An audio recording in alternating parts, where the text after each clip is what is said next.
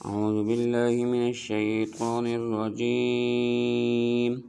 بسم الله الرحمن الرحيم. وهو الذي مد الأرض وجعل فيها رواسي وأنهارا ومن كل الثمرات جعل فيها زوجين اثنين يغشي الليل النهار إن في ذلك لآيات لقوم يتفكرون. اور اللہ وہ ذات ہے جس نے زمین کو پھیلایا، وجعل فیہا رواسی و انہارا، اور اس میں اللہ رب العزت نے پہاڑ پیدا کیے اور بڑے بڑے دریا بنائے، ومن کل الثمرات، اور ہر قسم کے پھل اللہ نے پیدا کیے، جعل فیہا زوجین اثنین، اور ان پھلوں میں سے ہر ایک کے الگ الگ جوڑے پیدا کیے، یغشی اللیل النہار، اللہ رب العزت دن کو رات کے ذریعے سے ڈھانپتے ہیں، ان فی ذلک لآیات لقوم یتفکرون، اس میں رب العزت کی طرف سے اس قوم کے لیے نشانیاں ہیں جو غور و فکر کریں۔ پیارے بھائیو دوستو، آج میں آپ کے سامنے سراج علی ابن عمر صادق جامعۃ الشیخ یحییٰ مدنی سے آپ کے سامنے بر صغیر یعنی ہندوستان، پاکستان، بنگلہ دیش، نیپال، بھوٹان، یہ جو پورا علاقہ اس کو بر صغیر کہا جاتا ہے، اس کے دریاؤں پر آپ کے سامنے کچھ مختصر گفتگو کروں گا۔ اور دوسری بات یہ ہے کہ بر صغیر پاک و ہند ایک بہت بڑا خطہ، یہ چونکہ ہمارے بر صغیر والوں کے لیے بر صغیر کے لوگوں کا گھر ہے، اور یہاں بڑے بڑے دریا بہتے ہیں، اور چونکہ دریا پہاڑوں سے نکل کر بہہ رہے ہوتے ہیں، اللہ رب العزت نے ایسا نظام بنایا ہے کہ سمندروں پر، یہ سمندر ہیں مثلا، ان سمندروں پر سے بادل اٹھتے ہیں اور جاتے ہیں اوپر پہاڑوں پر، اور پھر پہاڑوں سے بڑے بڑے دریا نکلتے ہیں، اور دریا پھر میدانی علاقوں کو آ کر سیراب کرتے ہیں، جیسا کہ اللہ رب العزت فرماتے ہیں احیی الارض بعد موتہا،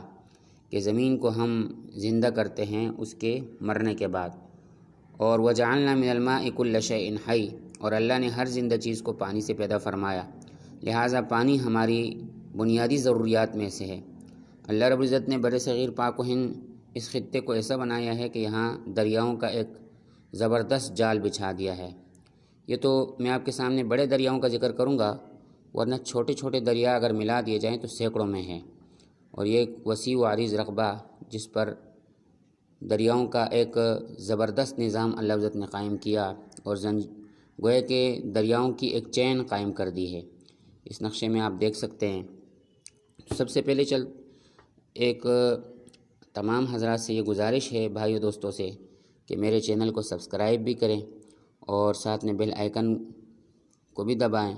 اور اس کے ساتھ ساتھ جو ہے لائک کریں، شیئر کریں زیادہ سے زیادہ۔ چھوٹے بچوں کے لیے یہ ویڈیوز زیادہ مناسب ہیں، معلوماتی ویڈیوز ہیں۔ تو چلو بھائی شروع کرتے ہیں ہم ہندوستان کے دریاؤں سے، پھر ہم آئیں گے پاکستان کی طرف۔ تو یہ جو پورا نقشہ ہے آپ کے سامنے جو نظر آ رہا ہے، یہ پورا جو علاقہ ہے یہ بر صغیر کہلاتا ہے، سب کانٹیننٹ کہلاتا ہے بر صغیر، خشکی کا چھوٹا سا ٹکڑا۔ اور خشکی کا چھوٹا سا ٹکڑا اس کو اس لیے کہتے ہیں کہ جنوب کی سائڈ سے یہاں سمندر ہیں، اور شمال کی طرف سے یہ جو پورا ایریا ہے یہ پہاڑی علاقوں کا سلسلہ ہے۔ تو اوپر کی طرف سے پہاڑی سلسلے ہیں، پھر یہ پہاڑی سلسلے یوں آ کر پاکستان کے بلوچستان کے علاقوں سے ہوتے ہوئے گوادر تک پہنچتے ہیں، اور شمال میں پھر جا کر کوہ ہمالیہ، ہندوکش اور عظیم ترین پہاڑی سلسلے یہاں واقع ہیں۔ دنیا کے بلند ترین پہاڑی سلسلے 8,500 میٹر کی چوٹیاں یہاں پر موجود ہیں۔ اللہ رب العزت نے ان سے بڑے بڑے دریاؤں کو نکالا ہے۔ یہ جو خطہ ہے آپ کے سامنے، یہ جو مخصوص علاقہ ہے، اس سے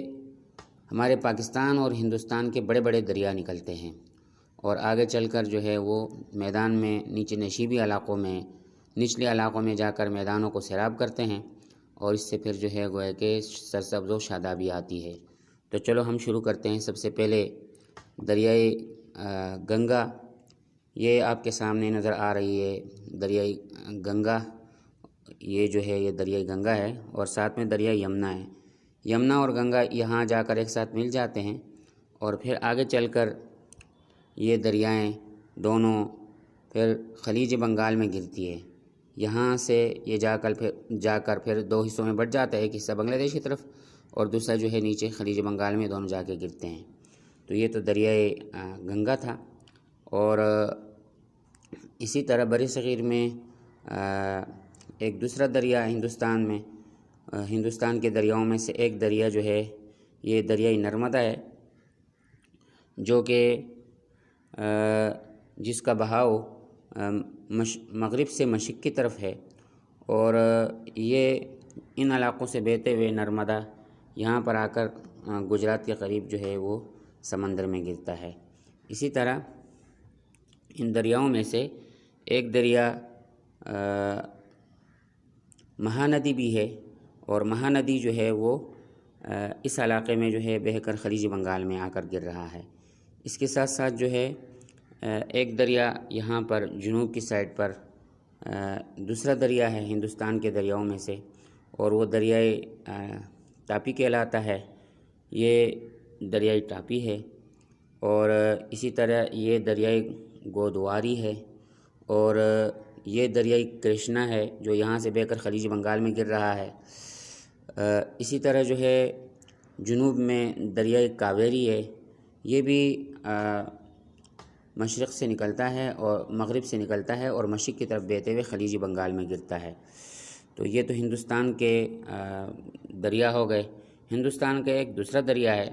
جو کہ اوپر کی طرف سے کوہ ہمالیہ اور ہندوکش کے پہاڑی سلسلوں سے نکلتا ہے، اور پھر کافی طویل سفر طے کرنے کے بعد یہاں آ کر بنگلہ دیش اور ہندوستان میں بہہ کر خلیج بنگال میں، وہ یہ دریا ہے دریائے برہمن پترا۔ دریائے برہمن پترا یہاں جا کر پھر یہاں سے یوں پلٹ کر اور بنگلہ دیش سے ہوتے ہوئے یہاں جو ہے ہندوستان اور بنگلہ دیش سے ہوتے ہوئے خلیج بنگال میں گرتا ہے۔ تو یہ دریائے برہمن پترا ہے،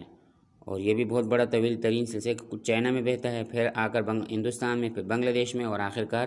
خلیج بنگال میں یہ گر جاتا ہے۔ اور بر صغیر کی دریاؤں کا جو آخری سلسلہ ہے، اور وہ بھی ایک بڑا سلسلہ ہے، وہ ہمارے پاکستان کے ساتھ اس کا تعلق ہے، اور وہ اوپر کی طرف شمال میں یہ جو خطہ ہے، یہ جو علاقہ ہے، اس سے دریاؤں کی ایک پوری چین نکلتی ہے، اور اس میں پہلا دریا جو جنوب کی طرف ہے وہ دریائے ستلج ہے، پھر اس کے بعد جو ہے وہ دریائے راوی ہے، پھر جو ہے دریائے چناب ہے، اور پھر دریائے جہلم ہے، اور پھر دریائے سندھ ہے۔ اور یہاں آ کر پانچوں دریائیں مل کر پنج آب بناتے ہیں، یعنی پانچ پانیوں کا مقام ہے۔ پنج آب کا معنی ہے پانچ کو کہتے ہیں، اور آب پانی کو کہتے ہیں، اور یہ یہاں مل کر پانچ دریا مل کر جو ہے گویا کہ پاکستان کے پنجاب میدان کوٹ کے علاقے میں یہ ایک ساتھ مل جاتے ہیں، اور اس طرح پھر یہ آگے بہتے ہوئے جنوب کی طرف نیچے بحیرہ عرب میں گرتے ہیں۔ تو یہ دریاؤں کا کچھ جو ہے مختصر سا تبصرہ تھا۔ ساتھ ہی اس کو زیادہ سے زیادہ لائک کریں، شیئر کریں، اور خاص کر چھوٹے بچوں کے لیے ایک معلوماتی ویڈیو ہے۔ السلام علیکم ورحمۃ اللہ وبرکاتہ۔